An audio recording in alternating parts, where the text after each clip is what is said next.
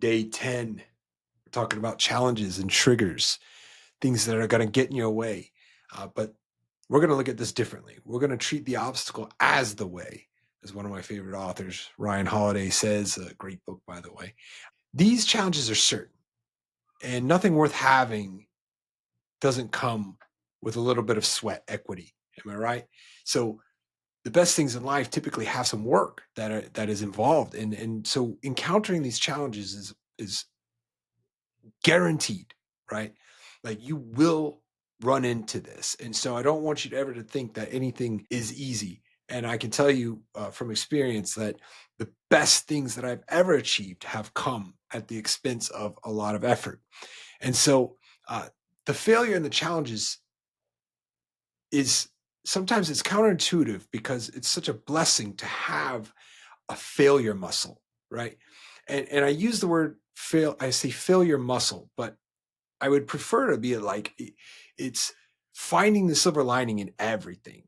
So when you get good at failing, right? I also like to say failing forward.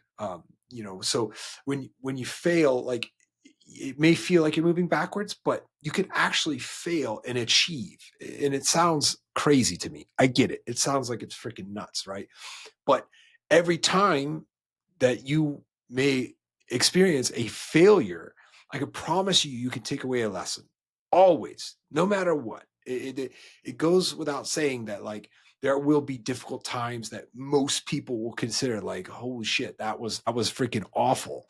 A lot of times we look at death is like this. It's a massive negative effect on us. We experience loss, and if you could just take that same opportunity to celebrate that person that maybe you've lost, or I like to say like I breathe for the people that don't breathe any longer, the people that I've lost in my life. It's like I want to use my breath for them because they're not here to breathe any longer. So I know that that's maybe an extreme scenario to to pull some good out of a very tough situation, but I believe in it wholeheartedly, and I know that you can do it too. For the workouts on this 10th day of this 21-day challenge, I challenge you to not count any longer, right? For one set, or maybe all your sets. I've reached this point where like I don't bother with a number because I feel like it may just limit me. It puts a cap on what I'll do.